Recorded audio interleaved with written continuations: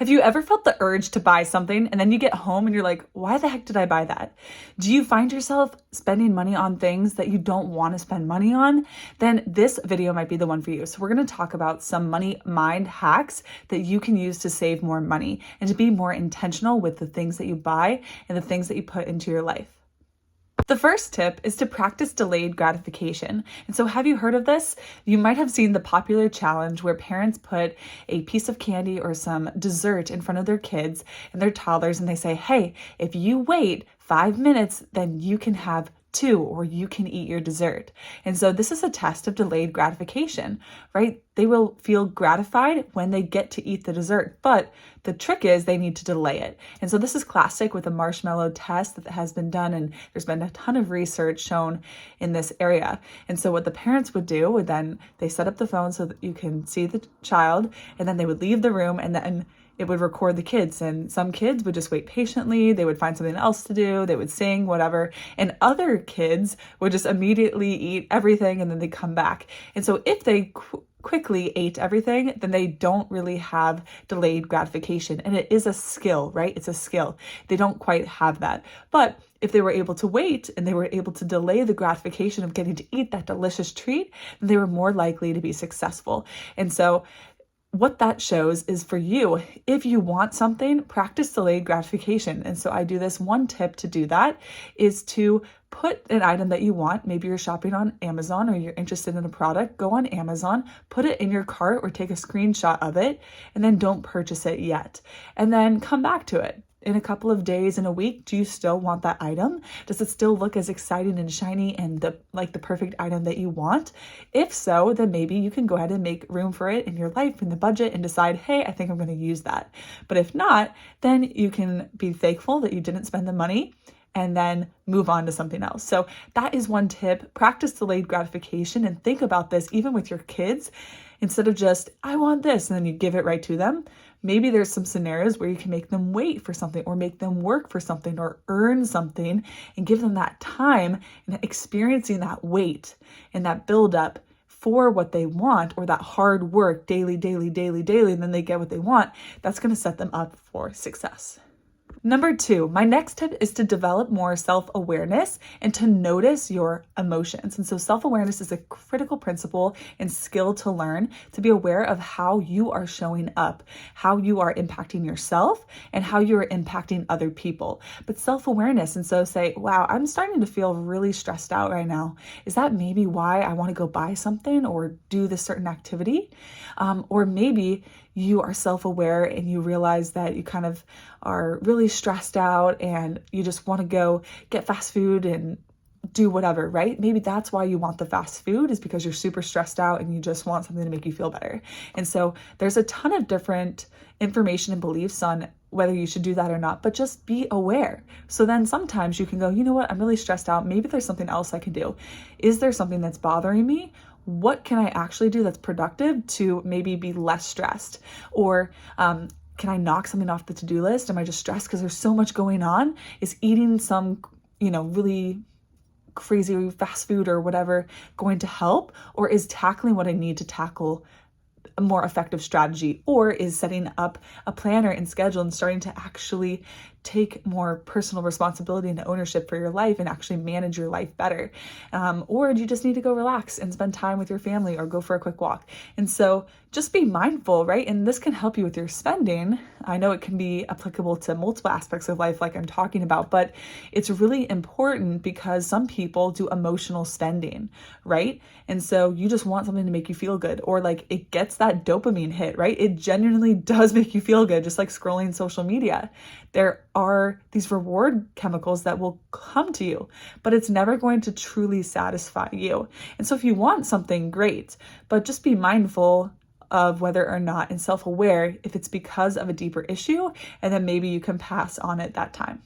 Number 3, this is another strategy, and I talked about it in the first principle, but that is to put it in the cart. And so especially with online shopping, or if you have a wish list, you want to put it in the cart or take a screenshot of it. I do this with so many things that I can be a little extreme about it. Like I've waited a year before getting something. And so I do not necessarily recommend doing that, but it's interesting because some things after a year, I still want the thing. and then I go for it. And I'm like, why didn't I get that sooner? I would have gotten more use out of it, but I'm glad I have it now. And so, like I said, you don't have to wait a whole year, but especially depending on the item, maybe it is something you should wait that long for. Maybe it's a big purchase. Maybe you have to save up for it. But what's interesting is a lot of times I'm like, you know what? I actually am really grateful I didn't get that because I still don't like it. And I do believe there can be seasons for things. Not everything that you buy is going to be something that sticks with you for the rest of your life. But when I got more into minimalism and intentionalism and being more mindful about my money and also what we bring into our home and the energy and the things we have to manage, it really made a big difference and made me think. And so, like I said, with anything, there's a spectrum, and you could be too far on one end where you never buy anything, even if you're only going to use it for a couple months. Hey, maybe that is really helpful for a few months. Or there's this side of the spectrum where you're just constantly buying whatever you want, whenever you want. Give yourself a few days to think about it and to put it in the cart until you actually buy it. Number 4, another strategy is to buy things ahead of time. So with groceries, this is a great way to save money on groceries. Number 1, if you are going to shop at Walmart and maybe you do Walmart online and you go through and you meal planned or you figured out exactly what you need, or you're in your actual kitchen and you know, oh, I need to add bananas. We're going to make these meals. We're missing these ingredients, so we need them. We don't have any fresh fruit, so let's pick 3 fruits, whatever. Then you add them to the grocery list. What's interesting and helpful about this is number 1, you can actually see how much money is being spent. And so you could go, whoa, I thought we needed all that and I wanted all of that, but that's a little bit too expensive for us. Then you can take things out, or you could go, well, maybe I'd wanted this type of fruit, but actually this fruit's on sale, and so let's go for that, or whatever the issue may be. So it can help you save money there, but it can also help you from saving money on those impulse buys. It could save you time as well, because you aren't having to go specifically to the grocery store unless you just go and then you pick it up. That does take time, but it's less time than going in and picking out all the items. Someone else does it for you, right?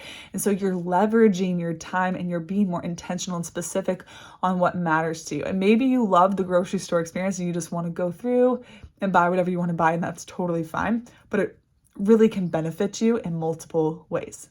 Number 5, another beneficial tip is to do your research. And so if you're trying to save money, there is the same product at different stores, but maybe for less. Or if you really want a certain type of shoe, I need a neutral running shoe. I know that's something that I got tested one time on what type of shoe is actually beneficial for my body and for my foot and to help me. And so I need a neutral running shoe. And so I will search neutral running shoes, and maybe eventually one will come up on sale. And so I did my research instead of just buying, oh, I need a neutral running shoe. Let me just pick my favorite pair. And yes, you can do that if you want, but doing your research, you can check out the competition, or you could find sales or better deals if you're willing to look other places. And for me, I'm not really into going all sorts of different places and shopping. I did love doing that when I was younger, like going to Forever 21 or going to a store and finding fun outfits, and I really was into fashion. But nowadays, I would much rather spend my time doing other things. And so what's important to me is just going online. You can just go online and research. You don't have to just use Amazon. I know it's this powerhouse, but you can research and look at multiple different stores to find what you need. But do the research. You'll be surprised the deals that you can find, or a better deal. Number 6, another way to save money and maybe deal with some of those impulse buys is to actually give yourself a fun budget. And so budgets or saving money, it doesn't have to be this miserable thing. And yes, it does take sacrifice. It does take time. And there is that level of giving up something to get something better in the long run. But you don't have to just basically live on nothing or do nothing fun ever. And so I'm a huge advocate for looking for the free things. Jordan Page talked about this in Fun, Cheaper, Free. And so finding the free things in your community, going to the library, seeing what they offer. They offer so many more things than just reading books, which even that is awesome, but different craft events or nature events, or there's so many different things in the community and parks and rec and playgrounds and opportunities to take advantage of that are free. But in addition to that, you want to make sure that you are giving yourself money for fun. And so if you like going to Target and you just want, hey, I have $100 to spend at Target on whatever I want, there you go, right? Or, hey, I really want to go on an experience and do something with my family at least once a month or once every other month. And so you give yourself that set budget and you go, you know what, we're going to go to King's Dominion. It's an amusement park in Virginia for this month. That's going to be our activity. Or, hey, we're going to go skiing. That's our activity. We're going to go to the Sky Zone, a trampoline park. Whatever it is, you give yourself a fun budget. It can be for clothes, right? I want clothes. I'm going to give myself this amount of money every single month to spend on that. And then you don't feel guilty about it. I know for me, that was a hard thing, is I love the game of trying to save more money and seeing this is where we could be if we make those sacrifices. And it's like, yes, I'm putting money in the Roth IRA and I'm starting to invest more in myself too, which can be more important in the early days besides just investing in assets. You are your own assets. I have a video on that. But it can be so empowering to say and freeing to be like, Elizabeth, you know what? You really like healthy food. And so we do have a regular food budget, but you have $100 or $50 to buy some fun treats or make new recipes or whatever, right? And so whatever that is for you, give yourself a fun budget and then you won't feel guilty. It's in the budget, that's what it's for, and then use it. Number 7, another helpful thing is to know what you want. And so I speak about this in 2 ways. To know what you want means what item do you want, right? What are the things you're looking for? Actually have something specific in mind. I need a basketball. I just want a regular one. And so go find a regular basketball for the best price, right? That's going to be good quality. That's what it is. Or know what you want for your life. And so how do you want to spend your life? Do you want to have this really nice house and you end up spending most of your money on the house?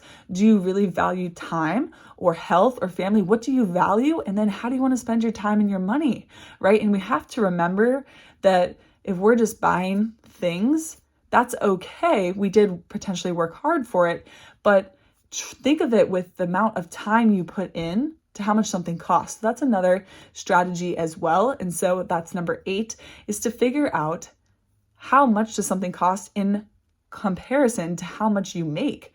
And so do you make $20 an hour? Do you make $100 an hour? How much do you make an hour? And then you go, if I want the new iPhone, if you make $20 an hour, how many hours of work is that? And so you can, like anything, be like, oh my gosh, I can't believe I'm buying this, and stress out. But it can be a really, really helpful and insightful exercise to see.